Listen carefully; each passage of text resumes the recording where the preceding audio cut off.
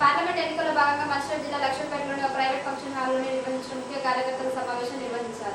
మంచిర్యాల జిల్లా లక్షట్టిపేటలోని ఓ private function హాల్లో ఆదివారం సాయంత్రం నిర్వహించిన ఈ సమావేశానికి బీఆర్ఎస్ పార్టీ పెద్దపల్లి ఎంపీ అభ్యర్థి కొప్పుల ఈశ్వర్, మంచిర్యాల మాజీ ఎమ్మెల్యే నడిపల్లి దివాకర్ రావులు హాజరయ్యారు. ఈ సందర్భంగా కొప్పుల ఈశ్వర్ మాట్లాడుతూ కేసీఆర్ బస్సు యాత్ర 3 నుంచి 4 రోజులకు చేరిందని, ఈ బస్సు యాత్రలో ప్రతి గ్రామంలో రైతులు, ప్రజలు, కార్యకర్తలు పెద్ద ఎత్తున పాల్గొని స్వాగతిస్తున్నారని అన్నారు. కేసీఆర్ నాయకత్వం ఉంటేనే తెలంగాణ రాష్ట్రానికి మంచిదని పలువురు పేర్కొంటున్నారని తెలిపారు. ఇప్పుడు తెలంగాణ రాష్ట్ర ప్రజల మంచి కోసం పార్లమెంట్ లో బీఆర్ఎస్ ఎంపీలు ఉంటే అన్ని పనులు అవుతాయని, అందుకోసం టీఆర్ఎస్ ఎంపీలుగా నిల్చున్న వారు కారు గుర్తుకు ఓటు వేసి గెలిపించాలని కార్యకర్తలకి పిలుపునిచ్చారు. కాంగ్రెస్ ప్రభుత్వం దొడ్డిదారిన ప్రజలకి అనేక సంక్షేమ పథకాలు ఇస్తారని మభ్యపెట్టి ప్రభుత్వం ఏర్పాటు చేసిందని, 6 గ్యారెంటీల్ని ప్రజలకు అందేలా చూస్తామని తెలిపారు. ఇచ్చిన హామీ గ్యారెంటీలను ప్రజలకు ఇవ్వకపోతే ప్రజలు తిరగబడతారని తెలిపారు. తాను గతంలో ధర్మపురి ఎమ్మెల్యేగా, తెలంగాణ రాష్ట్ర మంత్రిగా పనిచేశానని, ఎప్పుడు సాదాసీదా మనిషినేనని అన్నారు. సింగరేణి కార్మికుడిగా 18 సంవత్సరాలు పనిచేశానని, నిరుపేదల పరిస్థితి తనకు తెలుసునని, అందుకే ఎప్పుడూ తాను సాదాసీదాగానే ప్రజల్లో ఉంటానని ఆయన అన్నారు. ఈ పార్లమెంట్ ఎన్నికల్లో పెద్దపల్లి నియోజకవర్గం నుండి కారు గుర్తుకు ఓటు వేసి తనని భారీ మెజార్టీతో గెలిపించి కేసీఆర్ కి మరింత బలాన్ని ప్రజలు ఇవ్వాలని కోరారు. ఈ కార్యక్రమంలో మాజీ MLA Diwakar Rao, Nadipalli charitable trust chairman Vijith Rao, municipal chairman Nalmas Kantayya, vice chairman Podeti Srinivas Goud, DCMS chairman Tippani Linganna, మాజీ DCMS chairman Ketireddy Srinivas Reddy, municipal కౌన్సిలర్లు చాతరాజు రాజన్న, ఓరుగంటి శ్రీకాంత్, బీఆర్ఎస్ పట్టణ అధ్యక్షుడు పాదం శ్రీనివాస్, బీఆర్ఎస్ పార్టీ మండల అధ్యక్షులు చుంజు చిన్నయ్య, కోఆప్షన్ నూనె ప్రవీణ్ చాంద్, ఆయా గ్రామాల సర్పంచ్లు, బీఆర్ఎస్ పార్టీ నాయకులు, కార్యకర్తలు తదితరులు పాల్గొన్నారు. పార్లమెంట్ ఎన్నికలలో కేసీఆర్ గారికి మళ్ళింత బలం ఇద్దామా లేదా? ఇస్తేనే మనకు ఒక ధైర్యం వస్తుంది. ఇలా బస్సు యాత్ర ప్రారంభమైంది, 3-4 రోజులు అవుతుంది. నిజంగా కూడా పట్టుదాలని జనం, మా రైతులు కావచ్చు, మహిళలు కావచ్చు, యువకులు కావచ్చు, విద్యార్థులు కావచ్చు, ఎక్కడ పోయా మా కేసీఆర్ ఆయన పోయిండు, అన్ని పోయినాయి. ఒక స్విచ్ ఆఫ్ చేస్తే ఎట్లయితే అన్ని బంద్ అవుతాయో అన్ని బంద్ అయిపోయినాయి. నువ్వే మాకు కావాలి, నీ నాయకత్వమే మాకు కావాలని అడుగుతా ఉన్నారు. కానీ అది సాధ్యమవుతుందా? ఓట్లు వేద్దామా? నీ నోట్ అన్నావు కాబట్టి అయితే సంతోషమే. కానీ 5 ఏళ్ల కోసం ఎలక్షన్ వచ్చినాయి, వేస్తేవి నీళ్లు పోయి అవతల వాడే, మళ్ళా నీళ్లు చెరువులకు వస్తాయా? రావు. అనుభవించాల్సిన పరిస్థితి ఉంటుంది.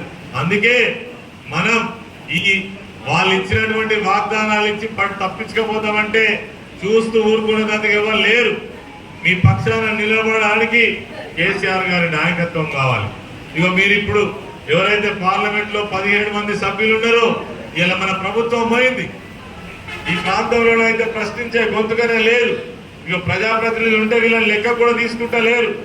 ఇలా పార్లమెంట్ లో మన తరఫున మన బిడ్డడు ఒకడు ఉంటే మన కోసం కొట్లాడతారు అనేటువంటి విషయాన్ని ఈరోజు మనం ఒక్కసారి ఆలోచించాలి. అందుకే ఈరోజు కంపల్సరీ ఈ హామీలు అమలు జరగాలన్నా, కేసీఆర్ గారికి మరింత బలం రావాలన్నా, మన పార్టీ తిరిగి అధికారంలోకి మళ్ళీ రావాలన్నా ప్రజలు ఒక్క తీరుగానే ఉన్నారు. మేము పిచ్చిగా చేస్తే ఊరుకోరు, ఏది పడతాం చేస్తే గడవది అనేటువంటి పరిస్థితి రావాలంటే ఈ ఎన్నికలలో తప్పకుండా కారు గుర్తు కొట్టేసి మరింత బలాన్ని చేకూర్చే విధంగా మీరు మరి సహకరించాలని మీ అందరినీ కూడా హృదయపూర్వకంగా కోరుకుంటూ, నేను కొప్పుల ఈశ్వర్ చాలా మందికి పేరు తెలుసు, కానీ నన్ను ఎవరు చూసినటువంటి వాళ్ళు తక్కువ. ఎందుకంటే నేను కొప్పుల ఈశ్వర్ గారిని గెలిపించే దిశగా మీ అందరూ సహకరించాలి, గెలిపించాలని మీ అందరికీ నేను మనవి చేయడం జరుగుతుంది. కార్యక్రమ విచ్చేసిన అన్ని విషయాలు చెప్పారు. మీ అందరికీ మనవి చేసేదల్లా, ఎన్నికల సందర్భంలో 4 మాసాల కింద జరిగిన ఎన్నికల్లో కాంగ్రెస్ పార్టీ అమలు కానీ హామీలు ఇచ్చి ఓట్లు దండుకోవడానికి ప్రయత్నం చేశారు. వాళ్ళ హామీల్ని నెరవేర్స్తారని ఎంతో మంది నమ్మి మరి వాళ్ళకు ఓటేసి రాష్ట్రంలో మన కాంగ్రెస్ ప్రభుత్వం ఏర్పడ్డారు. ఒకసారి ఆలోచించండి, కాంగ్రెస్ ప్రభుత్వం ఏర్పడిన తర్వాత ఎన్నెన్నో వాగ్దానాలు ఇచ్చారు. డిసెంబర్ 9 అన్నారు, మరొక మాట చెప్పారు, మహిళలకు 20,000 అన్నారు, పెళ్లి చేస్తే తులం బంగారం అన్నారు, 2 లక్షల రుణమాఫీ అన్నారు, నానా మాటలు చెప్పారు. ఒక్కటి అమలు చేయలేదు. ఒక్కటి అమలు చేయని కదా పార్టీ ప్రభుత్వము మళ్ళీ ఎన్నికల ముందు ఇవన్నీ మేము ఇస్తాం, మళ్ళీ ఓటేయాలని కాంగ్రెస్ పార్టీ అడుగుతుంది. మీ అందరికీ మన చేయడం జరుగుతుంది.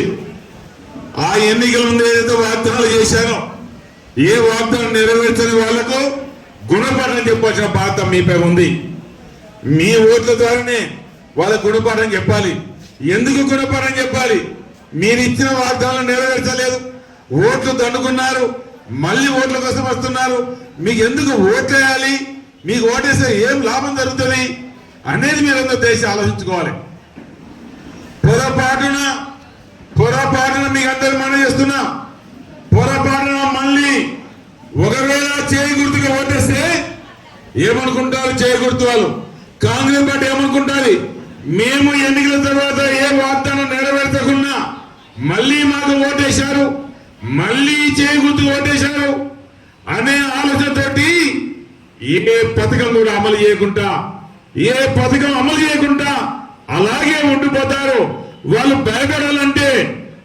భయపడాలంటే కాంగ్రెస్ పార్టీ భయపడాలంటే మీ ఓట్ల ద్వారా కారు గుర్తుకు ఓటేసినట్లయితే వాళ్ళు భయపడతారు.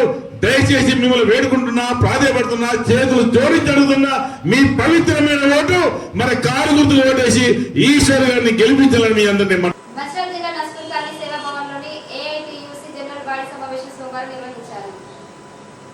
ఈ సమావేశానికి ఏఐటీయూసీ రాష్ట్ర అధ్యక్షుడు MD Yusuf, Singareni colliery workers union అధ్యక్షుడు సీతారామయ్య హాజరై మాట్లాడుతూ దేశంలో కార్మిక చట్టాలు సాధించిన ఘనత ఏఐటీయూసీదేనని అన్నారు.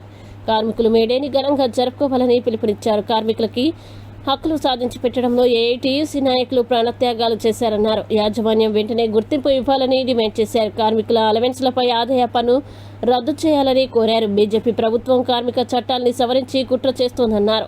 బీజేపీ కార్మిక ప్రజా వ్యతిరేక నినాదాల్ని పోరాటాలతో తిప్పికొడతామన్నారు. ఈ సమావేశంలో ఏఐటీయూసీ ప్రధాన కార్యదర్శి కొర్మి రాజ్ కుమార్, సిపిఐ రాష్ట్ర కార్యవర్గ సభ్యులు షబీర్ పాషా, ఏఐటీయూసీ డిప్యూటీ ప్రధాన కార్యదర్శి వీరభద్రయ్య, ముస్కి సమ్మయ్య, అక్బర్ అలీ, బ్రాంచ్ కార్యదర్శి ఎస్కే బాజీ సైదా, ఉపాధ్యక్షుడు కోట కిషన్ రావు, నాయకులు కొమరయ్య, మేకల దాసు, చంద్రశేఖర్, అఫ్రోజ్ ఖాన్, జోగుల మల్లయ్య తదితరులు పాల్గొన్నారు. అమరవీరులకు శ్రద్ధాంజలి ఘటించాం, దాన్ని మనం ఎంజాయ్ చేయాలి. అంటే 2 విధాలుగా 2 కార్యక్రమాలు రేపు చేయాలి. సరే, ఈనాడు మరి కార్మిక చట్టాలని ఒక పక్కన రద్దు చేస్తూ ఉన్నారు. ఇవాళ ఈ రోజున మనం ఇక్కడ కూర్చొని స్వేచ్ఛగా మీటింగ్ పెట్టుకునే హక్కు ఇవాళ ఉన్నది. కానీ ఇంకొక 2 రోజుల తర్వాత ఉంటుందని నేను అనుమానం పడుతున్నా. ఉంటుందో ఉండదో అని. ఎందుకంటే నరేంద్ర మోడీ గారు అడుగుతుంది 400 సీట్లు ఇవ్వండి, ఈ రాజ్యాంగాన్ని మార్చేస్తా అన్నాడు. ఈ రాజ్యాంగంలో ఉన్నటువంటి మనకి హక్కులు, కార్మికులకు ఉన్న హక్కులన్నీ పోయేటటువంటి పరిస్థితి ఉన్నది. ఆయన 2వసారి ప్రధానమంత్రి అయితేనే భారతదేశంలో 44 కార్మిక చట్టాలని పోరాడి సాధించుకునేటువంటి చట్టాలలో 29 చట్టాలను రద్దు చేసి వారి స్థానంలో 4 కోడ్లు తీసుకొస్తాడు. రేపు ఆ 4 కోడ్లు వచ్చిన తర్వాత, అమల్లోకి వచ్చిన తర్వాత మరి ఈ కార్మికులకి హక్కులు ఉండే పరిస్థితి ఉండదు. మరి అలాంటి ప్రభుత్వాన్ని, అలాంటి పార్టీలని మళ్ళీ అధికారంలో రాకుండా చూడాల్సిన బాధ్యత కార్మిక వర్గం మీదనే ఉన్నది. ఇవాళ ఈ దేశంలో రైతులు ఒక పక్కన పోరాటం చేస్తూ ఉన్నారు. మనం చూసాం 600 మంది పైన రైతులు తమ ప్రాణాలు అర్పించి ఢిల్లీలో కొట్లాడి వాళ్ళకి ఏదైతే రైతు చట్టాలు రద్దు చేసిందో వాళ్ళని వాళ్ళు కాపాడుకోవడానికి ఇచ్చేశారు. ఆఖరికి ప్రధానమంత్రి దిగొచ్చి తప్పైందని ఒప్పుకునే పరిస్థితి తీసుకొచ్చాడు.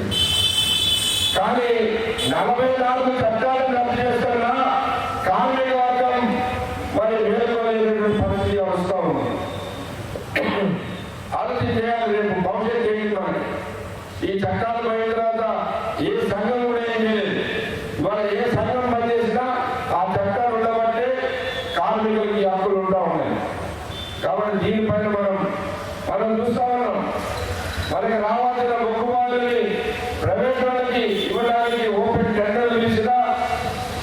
చేయలేని పరిస్థితి ఉన్నది ఆ సింగరేణి.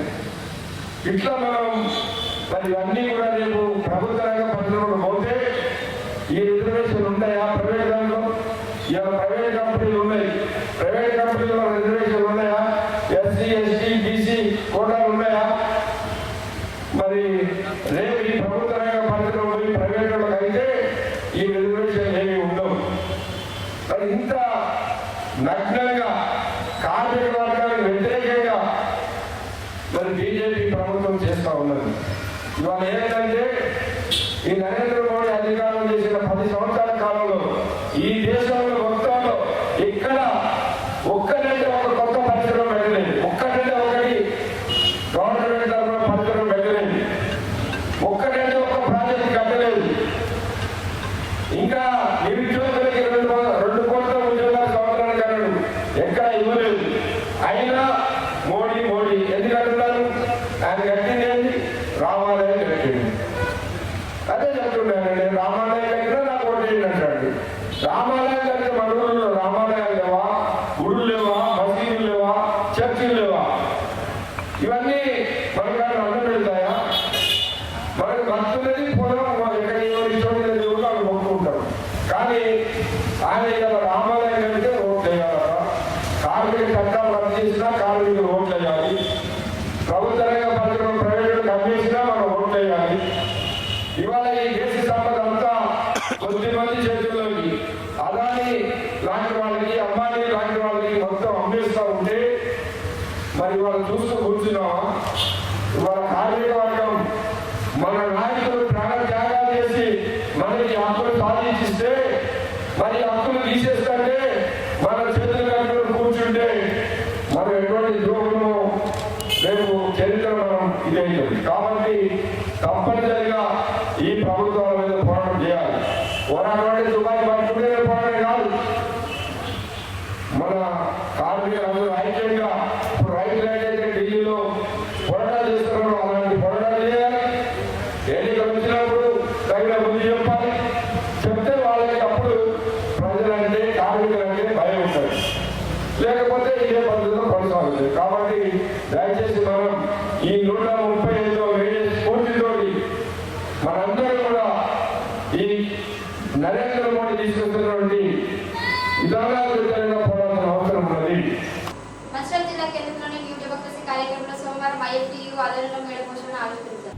ఈ సందర్భంగా సిపిఐఎంఎల్ న్యూ డెమోక్రసీ రాష్ట్ర నాయకుడు శ్రీనివాస్ మాట్లాడుతూ పార్లమెంటు ఎన్నికల్లో ఎన్డీఏ కూటమి అభ్యర్థుల్ని ఓడించాలని పిలుపునిచ్చారు. కేంద్రంలోని నరేంద్ర మోడీ ప్రభుత్వం కార్మిక, కర్షక, ప్రజా వ్యతిరేక విధానాలని అవలంబిస్తోందన్నారు. ప్రభుత్వ రంగ సంస్థలు ప్రైవేటు వ్యక్తులకి అప్పగిస్తూ ప్రభుత్వ రంగాల్ని నిర్వీర్యం చేస్తుందని ధ్వజమెత్తారు. కార్మిక చట్టాల్ని సవరిస్తూ కార్మికుల హక్కుల్ని హరిస్తుందని ఆరోపించారు. అందుకే రాబోయే ఎన్నికల్లో ఇండియా కూటమి అభ్యర్థులకు ఓటు వేసి గెలిపించాలని బ్రహ్మం కోరారు. ఈ సమావేశంలో సిపిఐఎంఎల్ న్యూ డెమోక్రసీ జిల్లా ప్రధాన కార్యదర్శి లాల్ కుమార్, అందమంగా ఇతర నాయకులు పాల్గొన్నారు. చికాగో అమరవీరులకు జోహార్, జోహార్ చికాగో అమరవీరులకు జిందాబాద్, ఐఎఫ్టీయూ జిందాబాద్, మేడే వర్ధిల్లాలి,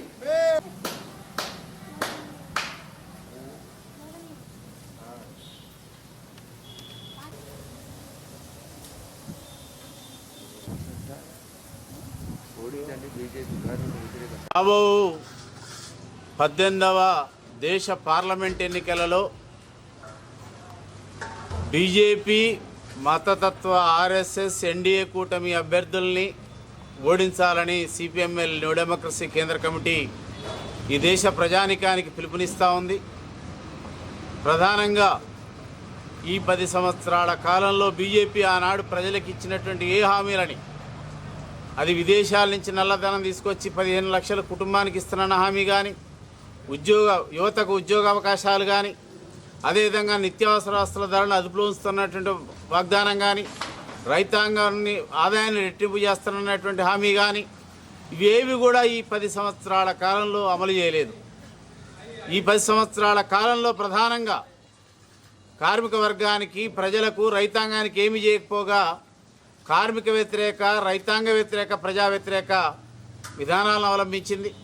డీజిల్, పెట్రోల్, గ్యాస్ ధరలు పెంచింది. అదేవిధంగా రైతాంగానికి గిట్టుబాటు ధర ఇవ్వలేదు. కార్మిక వర్గానికి సంబంధించినటువంటిది. వాళ్ళ కనీస వేతనాలు ఇవ్వకపోగా కార్మిక వర్గం పోరాడి సాధించుకున్నటువంటి గత 100 సంవత్సరాలుగా పోరాడి సాధించినటువంటి 29 చట్టాలను 4 కోళ్లుగా మార్చి కార్పొరేట్ రంగానికి అనుకూలంగా చట్టాలను పార్లమెంట్లో మార్చింది. అందుకే ఈ బీజేపీ ప్రభుత్వం జాతీయత, దేశభక్తి, స్వదేశీ పేరుతోటి ఈ దేశంలో ఉన్నటువంటి ప్రభుత్వ రంగ పరిశ్రమల్ని, ఆస్తుల్ని, సంపదని మొత్తం కూడా కార్పొరేట్ రంగానికి అప్పజెప్తా ఉంది. ప్రజలకు సేవ చేయటం కాకుండా కార్పొరేట్ రంగానికి ఆయన సేవ చేస్తూ ఉన్నాడు. వాళ్ళకి సీఈఓగా పనిచేస్తున్నాడు తప్ప ప్రజలకు ఎంత మాత్రం ప్రధానిగా లేడనేటువంటిది మేము అభిప్రాయపడుతున్నాం. అందుకే ఇవాళ రాజ్యాంగాన్ని కూడా మారుస్తాం మేము. ఈ దేశాన్ని హిందూ రాజ్యాంగంగా మార్చేటువంటి ప్రయత్నం చేస్తూ ఉంది. ఇవాళ సిఏ చట్టం కానీ, మొన్న యూనిఫామ్ సివిల్ కోడ్ కానీ, ఇవి ముస్లిం మైనార్టీల మీద దాడులు తప్ప ఇంకోటి కాదు. అందుకే ఈ బీజేపీ ప్రభుత్వాన్ని ఓడిద్దాం. ప్రజాస్వామ్యాన్ని, రాజ్యాంగాన్ని రక్షించుకునే విధంగా ఈ దేశంలో బీజేపీకి ప్రత్యామ్నాయంగా ఉన్నటువంటి ఇండియా కూటమి అభ్యర్థుల్ని గెలిపించాలని సిపిఎంఎల్ డెమోక్రసీ ఈ రాష్ట్ర ప్రజలకు కూడా పిలుపునిస్తూ ఉంది. 138వ మేడే సందర్భంగా ఈరోజు మంచిర్యాల జిల్లాలోని మార్క్స్ భవన్లో మేడే పోస్టర్లను విడుదల చేయడం జరిగింది. గత 138 సంవత్సరాల క్రితము అమెరికాలోని చికాగో నగరంలో ఆనాడు కార్మిక వర్గం 8 గంటల పని విధానం కోసము తమ రక్తాన్ని చిందించి నేడు కార్మికులంతా 8 గంటలు పనిచేసే విధంగా చట్టాలను రూపొందించడం జరిగింది.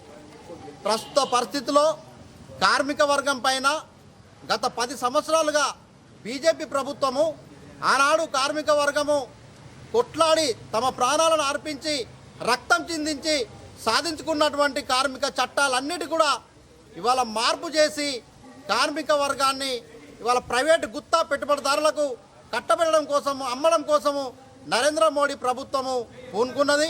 అందుట్లో భాగంగానే ఇవాళ 44 కార్మిక చట్టాలను 4 లేబర్ కోడ్లుగా తీసుకొచ్చి ఇవాళ అనేక రకాలుగా కార్మికుల పైన భారం మోపేటటువంటి ప్రయత్నాలు కొనసాగుతున్నాయి. కార్మిక చట్టాలన్నీ తుంగలో దొక్కిన తర్వాత ఇవాళ కార్పొరేట్ శక్తులు కార్మికులకు కనీస వేతనాలు, పని భద్రత, అదేవిధంగా ఉపాధి కరువు చేసేటటువంటి ప్రమాదం ఇవాళ పొంచింది.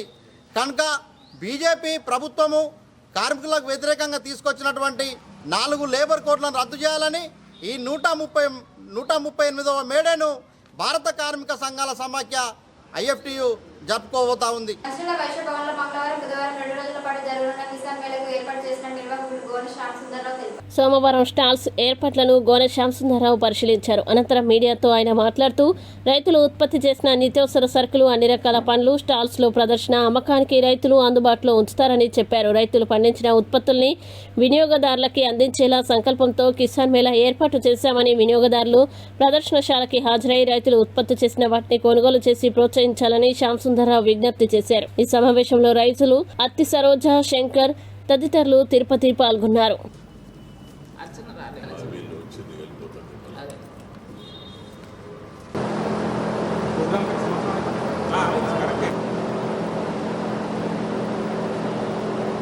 జై జవాన్, జై జవాన్.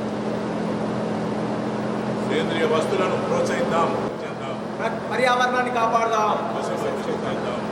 గత సంవత్సరంలాగా ఈ సంవత్సరం కూడా మే 30 మరియు ఏప్రిల్ 30 మరియు మే 1 రోజున ఆర్గానిక్ మేళా అంటే కిసాన్ మేళా పేరుతోని వైశ్య భవన్లో మంచిర్యాలలో ఏర్పాటు చేయడం జరిగింది. ఇది యొక్క ముఖ్య ఉద్దేశం ఆర్గానిక్ పండించే రైతులు వాళ్ళను ప్రోత్సహించడానికి కోసమై వాళ్ళు పండించిన వస్తువులు మరి వినియోగదారులకు నేరుగా అందేటట్లుగా ప్రయత్నం చేస్తున్నాం.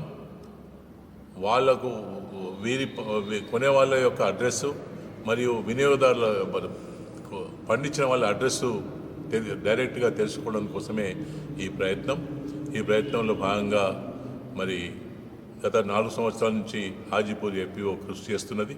దాంట్లో ఇది 2వ సంవత్సరంలో మేము ఈ ఎగ్జిబిషన్ అరేంజ్ చేయడం జరిగింది. దీనిలో మనం పండించే వస్తువులతో పాటు అంటే బియ్యము, పప్పులు, మరియు నూనెలు ఇవన్నిటితో పాటు మరి మ్యాంగో కూడా, అంటే ఈ ప్రాంతంలో మామిడి బాగా ఉన్నాయి కాబట్టి పచ్చడి మామిళ్ళు, అదే మామిడికాయలు మరియు మన తినడానికి ఆర్గానిక్ మామిడికాయలు, కొన్ని ఇనార్గానిక్ కూడా ప్రజలకు అందేటట్లుగా ఏర్పాటు చేయడం జరిగింది. మరి దీన్ని విజయవంతం చేయడానికి కోసమే మీరు పెద్ద ఎత్తున పాల్గొని మరి అటు వినియోగదారులు మరియు పండించే వాళ్ళు కూడా కలిసి దీన్ని విజయవంతం చేయాల్సి చెప్పి మేము కోరుతున్నాం. దాదాపు 25 స్టాల్స్ ఏర్పాటు చేయడం జరిగింది. దాంట్లో వివిధ రకాల ఉత్పత్తులు వస్తున్నాయి కాబట్టి దాన్ని అందరూ కూడా ఈ అవకాశాన్ని మీరు వినియోగించని విజయవంతం చేయవలసిందిగా మరొకసారి కోరుతూ సెలవు తీసుకుంటున్నాను. మంచిర్యాల జిల్లా ప్రజలకు మరియు మంచిర్యాల ప్రజలకు పేరు పేరున నమస్కారాలు తెలియజేసుకుంటూ మీడియా ద్వారా ఈ నెల 30 ఏప్రిల్ మే 1 రోజున సేంద్రియ వ్యవసాయ ఉత్పత్తుల మేళా స్థానిక వైశ్య భవన్లో 10 గంటలకు ఏర్పాటు చేయడం జరుగుతుంది. ఈ యొక్క మేళకు మంత్రి శ్రీధర్బాబు గారు, ఎమ్మెల్యే ప్రేమసారావు గారు కూడా వాళ్ళు వచ్చి ముఖ్య అతిథులుగా వస్తున్నారు. ఈ యొక్క మేళను ప్రారంభిస్తారు. ఈ యొక్క మేళ ఉద్దేశం ఇప్పటికే పెద్దలు శ్యామసుందర్ గారు చెప్పినట్టు రైతులు ఏదైతే ప్రకృతి వ్యవసాయం ద్వారా పండించిన వివిధ ఉత్పత్తులను ఇక్కడ ప్రదర్శనలో ఏర్పాటు చేయడం, ఈ ప్రదర్శనను గత సంవత్సరం లాగానే వచ్చి కొనుక్కోవడం. చాలామంది కస్టమర్లు మమ్మల్ని అడుగుతున్నారు, మీరు మళ్ళీ పోయిన సంవత్సరం పెట్టారు, మళ్ళీ ఇప్పుడు మేళ పెడతారని. ఆ ఉద్దేశం కొద్దే ఇంత ఎండలు కూడా రైతులను ఇక్కడికి పిలిపించి వివిధ జిల్లాల నుంచి, హైదరాబాద్ నుంచి, గుంటూరు నుంచి, వేరే ఆంధ్ర నుంచి కూడా కొంతమంది రైతులు వారు పండించిన దేశీ సీడ్ విత్తనాలు మరియు వివిధ రకాల కూరగాయల విత్తనాలు, మరి మిద్దె తోటలకు సంబంధించినవి కానీ, మరి వివిధ రకాల బియ్యం, దేశీ బియ్యం కానీ, కందిపప్పులు కానీ, ఇవన్నీ దేశీ దాదాపుగా ప్రకృతి వ్యవసాయం ద్వారా ఎట్లాంటి కెమికల్ వాడకుండా పండించిన పంటల ప్రదర్శన జరుగుతుంది. ఇక్కడ మ్యాంగో కానీ, మన ఈ పచ్చడి మామిడికాయ కానీ, మిరప పౌడరు, ఆర్గానిక్ మిరప పౌడర్ కానీ, పసుపు కానీ, గానుగ నూనెలు కానీ, బ్రౌన్ షుగరు, ఇట్లాంటి వస్తువులన్నీ ఉంటాయి. కావున మంచిర్యాల ప్రజలుగా అందరు వచ్చి ఈ యొక్క మేళను సందర్శించి మహిళా సోదరుమణులు కూడా మీకు ఏదైతే ఎందుకంటే పాత రోజులల్లో అంగళ్ళకి వచ్చి కొనుక్కుంటట్టు ఇక్కడ ఒక మినీ అంగళ్ళగా కనబడుతుంది. కాబట్టి మహిళా సోదరుమణులందరూ వచ్చి ఈ యొక్క సభను విజయవంతం చేయగలరని మేము తెలియపరుస్తున్నాం. రేపు ఏదైతే ఉందో రేపు 100% ఆర్గానిక్తో పండించిన వస్తువులతోనే భోజనం పెడుతున్నాం ఇక్కడ. కాబట్టి వచ్చి అందరూ ఇక్కడ మేళను సందర్శించి భోజనం చేసి మమ్మల్ని ఆశీర్వదించాలని పేరు పేరున కోరుకుంటున్నాం. మంచిర్యాల జిల్లా వాసులందరూ కూడా ఇది ఒక శుభవార్తగా అనుకుని మీ అందరికీ శుభాకాంక్షలు తెలియజేస్తున్నాను. ఈరోజు ఆర్గానిక్ మేళా పెడుతున్నామంటే అందరి ఆరోగ్యం కోసం, ఇది ఏ ఒక్కరి స్వార్థం కోసం కాదు. ముఖ్యంగా మహిళా సోదరిమణులకు వారు ప్రతినిత్యము వంటలు చేసి ఆ వంట భోజనాన్ని స్వీకరిస్తున్న సమయంలో ఏదైతే కెమికల్ వాడిన వంటలు తింటే ఆరోగ్యాలు క్షీణించి వాళ్ళకి హార్ట్ అటాక్స్, కొలెస్ట్రాల్ ఎక్కువై ఇబ్బందులు పడుతున్నారు. కాబట్టి అది దరి చేరకుండా ఈరోజు మనం ఈ ఆర్గానిక్ మేళాను పెట్టడం జరిగింది. వీళ్ళు ఒకేసారి పెట్టిర్రు, మళ్ళీ పెట్టలేదు అని అనకుండా ఈ సంవత్సరం కూడా అదే మేళాను ఏప్రిల్ 30, మే 1కు పెట్టడం జరిగింది. దీన్ని అందరూ కూడా మహిళలు, రైతులు, వినియోగదారులు పెద్ద ఎత్తున పాల్గొని విజయవంతం చేయాలని కోరుకుంటున్నాను. అదేవిధంగా రైతులు పెద్ద ఎత్తున రేపు రావడం జరుగుతుంది. కాబట్టి వాళ్ళ అభిప్రాయం అంటే వాళ్ళు ఎట్లా చేస్తున్నారు, ఏ విధంగా పండిస్తున్నారు పంటలు అనే దాని మీద కూడా కొంత మనం అవగాహన కల్పించుకునే విధంగా వారు చెప్పడం జరుగుతుంది. కాబట్టి దీన్ని అందరూ వినియోగించుకోవాలి. ప్రకృతి పంట తిన్న వాళ్ళు ఎట్లుంటారు, కెమికల్స్ తోటి తిన్న వాళ్ళ ఆరోగ్యాలు ఎట్లుంటాయి అనేది దానికి మనము క్లారిఫికేషన్ చేసుకొని వినడం జరుగుతుంది. కాబట్టి అందరూ కూడా పెద్ద ఎత్తున ప్రజలు, వినియోగదారులు పెద్ద ఎత్తున పాల్గొనాలి. ఎందుకంటే ఇటువంటి ఆర్గానిక్తో సంబంధించినటువంటి విత్తనాలు కానివ్వండి, పంటలు కానివ్వండి, ఇవన్నీ దొరకాలంటే సాధ్యం కాని పని. ఎందుకంటే మనకు ప్రత్యేకంగా అక్కడికి పోయి మనం కొనుక్కోవాల్సి వస్తుంది. అట్లా కాకుండా మనకు ఈ మేళా ద్వారా అందరికీ ఉపయోగపడే రీతిగా, అందరికీ అందుబాటులో ఉండే రీతిగా, అందరికీ తక్కువ ధరలో దొరికే విధంగా కూడా రేపు ఈ మేళా చేయడం జరుగుతుంది. కాబట్టి ప్రతి ఒక్కరు కూడా ఆరోగ్యాన్ని దృష్టిలో పెట్టుకొని, ప్రత్యేకంగా మహిళలు ఎక్కువ సంఖ్యలో పాల్గొని ఈ ఆరోగ్యకరమైనటువంటి వస్తువులు తింటే ఆరోగ్యం బాగుంటుంది, మన పిల్లల ఆరోగ్యం బాగుంటుంది. భర్తలు పనికి పోయి వచ్చేవాళ్ళు కాబట్టి వాళ్ళ ఆరోగ్యాన్ని కూడా దృష్టిలో పెట్టుకొని మహిళలు ఖచ్చితంగా ఈ ప్రోగ్రాంకి వచ్చి విజయవంతం చేయాలని అందరినీ నమస్కరిస్తూ వేడుకుంటున్నాను. మంచిర్యాల జిల్లా నస్పూర్ కాలనీ సేవా భవన్లోని ఏఐటీయూసీ జనరల్ బాడీ సమావేశం సోమవారం నిర్వహించారు. సోమవారం శ్రీరాంపూర్ ప్రెస్ క్లబ్ లో ఏర్పాటు చేసిన విలేకరుల సమావేశంలో ఆయన మాట్లాడారు. ఐఎన్టీయూసీ జనరల్ బాడీ సమావేశంలోని తీర్మానాలని వివరించారు. సింగరేణి సంస్థ 74 మిలియన్ టన్నుల బొగ్గు ఉత్పత్తి తీస్తూ లాభాలు గడిస్తోందన్నారు. కార్మికులకి మరింత సౌకర్యాలు, సంక్షేమానికి ప్రాధాన్యతనివ్వాలని డిమాండ్ చేశారు. కొత్త గనులు ఏర్పాటు చేయాలని, బొగ్గు ఆధారిత పరిశ్రమలు పెట్టాలన్నారు. యాజమాన్యం అవుట్సోర్సింగ్, ప్రైవేటు కాంట్రాక్టీకరణకు కుట్ర పడుతోందన్నారు. యంత్రాలు ఉత్పత్తి ప్రైవేటు వ్యక్తులు అప్పగించే యత్నం మానుకోవాలన్నారు. యాజమాన్యం ఉత్పత్తి లాభాలే పరమావధిగా చూస్తుందన్నారు. ప్రభుత్వ రంగ పరిశ్రమగా ఉద్యోగాలు కల్పించాల్సిన బాధ్యత ఉందన్నారు. బొగ్గు రవాణా, ఉత్పత్తి పనులు ప్రైవేటు కాంట్రాక్టీకరణ చేస్తే ఊరుకునేది లేదన్నారు. కాంట్రాక్టీకరణతో లాభాలతో పాటు ప్రమాదాలు ఎక్కువగా ఉంటాయన్నారు. ఎస్టీపీపీలో శాశ్వత ఉద్యోగుల్ని నియమించాలని, తప్పనిసరి పనుల్ని మాత్రమే అవుట్సోర్సింగ్ చేస్తే సహకరిస్తామని అన్నారు. సింగరేణిలో మరిన్ని సిమెంట్ పరిశ్రమలు రావాల్సిన అవసరం ఉందన్నారు. ఐటీ పరిశ్రమలు ఏర్పాటు చేయాలని కోరారు. ఐఎన్టీయూసీ ఆధ్వర్యంలో పారిశ్రామిక సదస్సు నిర్వహిస్తామన్నారు. సింగరేణిలో తాడిచెర్ల 2 బ్లాక్ ఇచ్చారని చెప్పారు. ఆండ్రియాలో ప్రాజెక్టుల్లో ఉత్పత్తి పెరుగుతోందన్నారు. కార్మికుల సమస్యల పరిష్కారానికి తాము కృషి చేస్తామన్నారు. ఈ సమావేశంలో ఐఎన్టీయూసీ ఉపాధ్యక్షుడు శంకర్రావు, కేంద్ర ఉపాధ్యక్షుడు కలవేన శ్యామ్ కుమార్, కార్యదర్శి భీమరావు, డిప్యూటీ ప్రధాన కార్యదర్శి గరిగస్వామి, నాయకులు చిన్నయ్య, తిరుపతి రెడ్డి, భీమరావి, నీలం సదయ్య, అశోక్ తదితరులు పాల్గొన్నారు. 13% ఆఫ్ యాక్సిడెంట్స్లో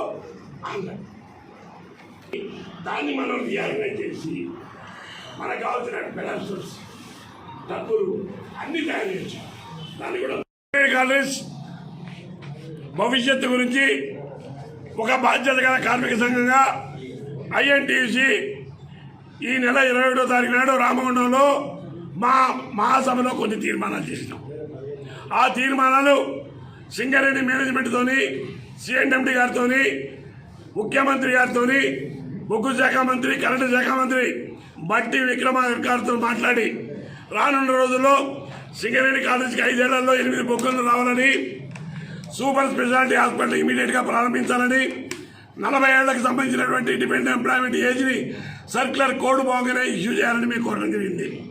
అంతేకాదు రానున్న రోజుల్లో సింగరేణి కాలేజీలో ఒక ఇండస్ట్రియల్ కారిడార్ పెట్టి ఇక్కడ ఉన్నటువంటి నిరుద్యోగ యువతకి వస్తువులు తయారు చేసి సింగరేణి కొనాలని చెప్పడం జరిగింది. అంతేకాకుండా సింగరేణి బొగ్గులను తవ్వడమే కాదు, మెటల్ మైనింగ్లో కూడా సింగరేణి ప్రవహించాలని, ఆ విధంగా ప్రవహించినట్టయితే ఈ ప్రాంతంలో ఉన్నటువంటి నిరుద్యోగ యువకులకు ఉద్యోగాలు దొరుకుతాయి. మెటల్ మైనింగ్లో విపరీతమైన లాభాలు వస్తాయి. కంపెనీ మనుగడ తీర్చే కార్యక్రమం ఉంటుంది. అంతేకాదు ఇటీవల కాలంలో డిపెండెంట్ ఎంప్లాయ్మెంట్లో కానీ, పర్మనెంట్ ఎంప్లాయీస్లో కానీ ఐటీ, ఐఐటి, ఐఐఎం చదివిన వాళ్ళు ఉండరు. ఐటీ రంగంలో కింద సింగరేణి కాలేజ్ జైలు పెట్టినట్టయితే రానున్న వేల కోట్ల రూపాయల లాభాలు వచ్చి ఈ కంపెనీ భవిష్యత్తు ఉండి ఈ ప్రాంతంలో నిరుద్యోగ యువతకి ఐటీ ద్వారా ఉద్యోగాలు దొరికే అవకాశం ఉంది. అంతేకాకుండా ఈ ప్రాంతంలో బొగ్గు ఉంది, గోదావరి ఉంది, లైమ్ స్టోన్ ఉంది. కనీసం 2 సిమెంట్ ఫ్యాక్టరీలు పెట్టినట్టయితే ఈ ప్రాంతంలో సిమెంట్ ఉత్పత్తితో పాటు నిరుద్యోగ సమస్య పరిష్కారం చేయొచ్చు. వీటికి సంబంధించినటువంటి రానున్న రోజుల లోపల ఒక పెద్ద సెమినార్ కండక్ట్ చేపించి కార్మికుల అభిప్రాయాలు, టెక్నాలజీ అభిప్రాయాలు, గవర్నమెంట్ అభిప్రాయాలు, జియాలజిస్టుల అభిప్రాయాలు తీసుకొని ఈ కంపెనీ భవిష్యత్తు కోసం ఐఎన్టీయూసీ కట్టుబడి ఉంటుందని, అదేవిధంగా కార్మికుల సేఫ్టీ విషయంలో కానీ ఈ ఎండాకాలం 19 ఓపెన్ కాస్టల్లో టైమింగ్ చేంజ్ చేయాలని, హెల్త్ అండ్ మెడికల్లో సిపిఆర్ఎంఎస్లో కనుక మార్పులు తీసుకొచ్చి కార్మికులకు వెల్ఫేరు సౌకర్యాలు చేసి ఈ కంపెనీ భవిష్యత్తు కోసం ఐఎన్టీయూసీ కృషి చేస్తుంది. రానున్న రోజుల్లో 9 బ్లాక్లో 3 పవర్ ప్లాంట్లు పెట్టాలని, జైపూర్లో 800 మెగావాట్ల పవర్ ప్లాంట్ ప్రారంభించాలని, తాడిచెర్లబాయి తవ్వాలని ప్రైవేటైజేషన్కి వ్యతిరేకంగా ఐఎన్టీయూసీ పోరాటం చేస్తూ రానున్న రోజుల్లో కార్మికుల మనుగడ కోసం, నిరుద్యోగ యువత కోసం తెలంగాణ ప్రాంతంలో ఖచ్చితంగా బాధ్యత తీసుకొని కాంగ్రెస్ పార్టీ ఐటీ చేస్తుంది. కార్మికులకు దండం పెట్టాలా. పోయిన డిసెంబర్ ఎన్నికల్లో 11 అసెంబ్లీ నియోజకవర్గంలో 10 నియోజకవర్గంలో కాంగ్రెస్ పార్టీని గెలిపించింది. 138వ మేడే సందర్భంగా మంచిర్యాల మున్సిపల్ కార్మికుల సంఘం ఆధ్వర్యంలో మేడే పోస్టులను సోమవారం ఆవిష్కరించారు. ఈ సందర్భంగా మంచిర్యాల మున్సిపల్ కాంట్రాక్టు కార్మికుల సంఘం గౌరవ అధ్యక్షుడు హరికృష్ణ మాట్లాడుతూ, చికాగోలో ఎంతో మంది కార్మికుల త్యాగ ఫలితంగా కార్మికులకి హక్కులు లభించాయని అన్నారు. కాంట్రాక్టు కార్మిక సంఘం ఆధ్వర్యంలో అనేక సమస్యల్ని పరిష్కరించుకున్నామని గుర్తు చేశారు. కార్మికులకి అండగా సంఘం నిత్యం కృషి చేస్తూ హక్కుల కోసం పోరాడుతోందన్నారు. ఈ కార్యక్రమంలో వర్కింగ్ ప్రెసిడెంట్ బూడిద శ్యామ్ కుమార్, ప్రధాన కార్యదర్శి ఆత్మకూరు తిరుపతి, ఉపాధ్యక్షులు ఉప్పులేటి రామస్వామి, ఆవుల శ్రీనివాస్, కుమారస్వామి, నవీన్, ఇప్పారవి తదితరులు పాల్గొన్నారు. మంచిర్యాల జిల్లా మున్సిపల్ కాంట్రాక్ట్ కార్మిక సంఘం ఆధ్వర్యంలో ఈరోజు 138వ మేడే పోస్టర్ రిలీజ్ చేయడం జరిగింది. ఏదైతే కార్మికుల యొక్క హక్కుల కోసం, కార్మికుల బానిసత్వం నుంచి విముక్తి కలగాలనే ఒక లక్ష్యంతో ఆనాడు చికాగో నగరంలో కార్మికులందరూ 8 గంటల పనిదినానికై పోరాటం చేసి వాళ్ళు చిందించే రక్తమే నేడు అది ఎర్ర జెండా మేడేగా అందరం కూడా మనం చేసుకోవడం జరుగుతుంది.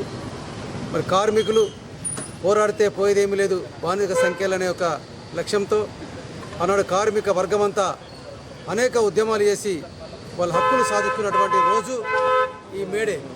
అదే సందర్భంలో మంచిర్యాల మున్సిపల్ కాంట్రాక్ట్ కార్మిక సంఘం ఏర్పడిన తర్వాత కార్మికుల యొక్క న్యాయమైనటువంటి డిమాండ్లను అనేక సందర్భాల్లో రాష్ట్ర ప్రభుత్వాలకు తెలియజేసి సాధించుకున్నటువంటి ఘనత ఈనాటి సంఘానికి ఉంది. కార్మికులకు ఆనాడు రెక్కాడితే డొక్కాడిన పరిస్థితులలో 2000 రూపాయలకే కార్మికులు పనిచేస్తున్నటువంటి సందర్భంలో ఆనాడు నుంచి మొదలుకుంటే నేటి వరకు అనేక పోరాటాలు చేసినటువంటి చరిత్ర గలటువంటి ఈ మంచిర్యాల మున్సిపల్ కాంట్రాక్ట్ కార్మిక సంఘం ఆనాడు 4300 రూపాయల వేతనాన్ని, అదేవిధంగా ఆ వేతనాలు సరిపోవట్లేదని మళ్ళీ మనం రాష్ట్ర ప్రభుత్వం ద్వారా అనేక పోరాటం చేసి 6300 రూపాయలు సాధించుకోవడం, దాని తర్వాత తెలంగాణ రాష్ట్రం ఏర్పడ్డ తర్వాత 8300 వేతనం తీసుకురావడం జరిగింది సంఘం ద్వారా. అవి కూడా సరిపోవట్లేదని మళ్ళీ మనం ఉద్యమాలు చేసి 12,000 వేతనం తీసుకురావడం జరిగింది. అది కూడా ఇంకా కార్మికులకు ఇంకా న్యాయం జరగాలి అనే ఉద్దేశంతో 15,500 వేతనం తీసుకురావడం జరిగింది.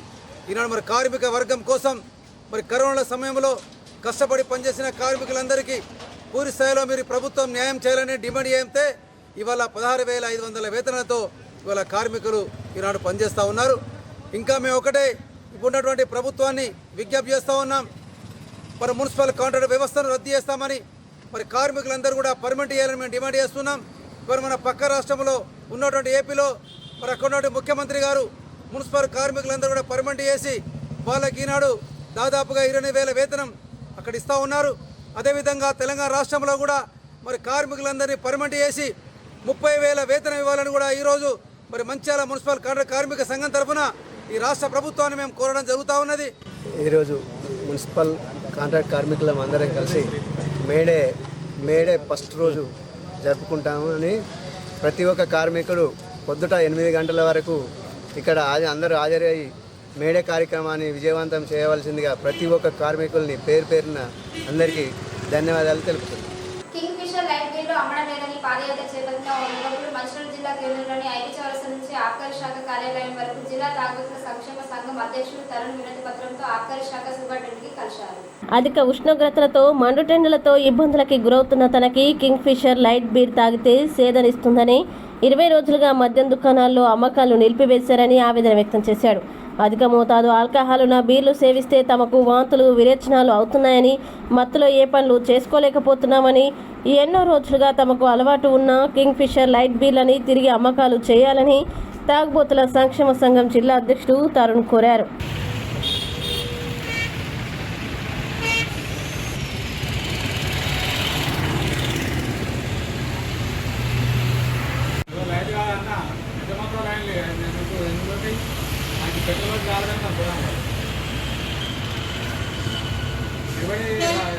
మందుల శాతం